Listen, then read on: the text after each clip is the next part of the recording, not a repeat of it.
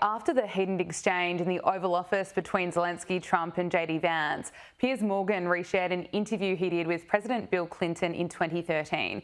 And Bill Clinton said that he had a really good, blunt relationship with Putin. He said that the right strategy is to be brutally honest in private and avoid embarrassing them in public. Now, President Clinton also confirms that Putin kept his word on the deals that they made together. And that's pretty relevant now when you hear Trump saying what he has to say and then Zelensky is seeming to throw doubt that diplomacy could even work. Adam, what do you make of it?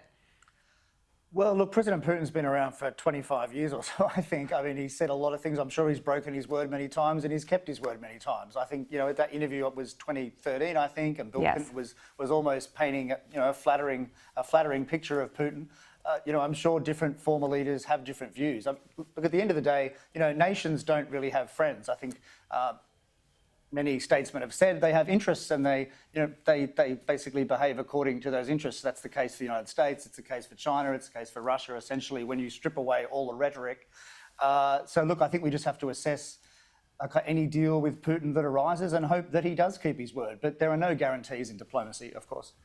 Of course. Now, Donald Trump has a message to Americans and he says that we should spend less time worrying about Putin and more time worrying about migrant rape gangs, drug lords, murderers and people from mental institutions entering our country so that we don't end up like Europe. He certainly knows how to speak pretty strongly. How does this resonate, do you think, with the American people? Yeah, well, look, I think the timing was extremely good with that tweet. I mean, I thought we saw overnight or a few days ago, a car ploughing into more people in Germany, which goes to their, extremely troubled system of multiculturalism there and the general narrative that Europe is in decline. So I think Trump is right. I think I mentioned earlier, most Americans cannot place Ukraine on a map, and I think that they'd be far more concerned about local crime issues, inflation, cost of living and so forth than they could be about a foreign war that's on the other side of the world. So I think once again, Trump is just illustrating that he's a canny politician. And I think so far in his first few months of the presidency, his popularity at least hasn't fallen in my understanding.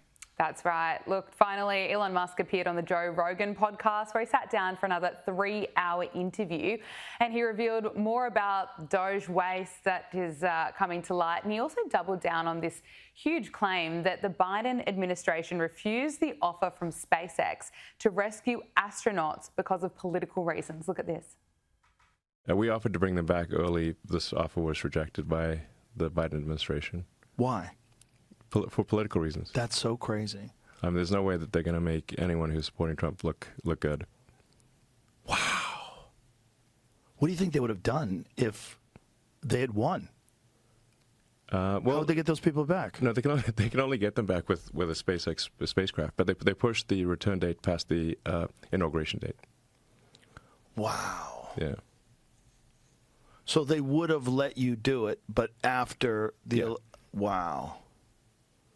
And so it would have been them authorizing you. Well, there isn't anyone else to do it. NASA can't get them.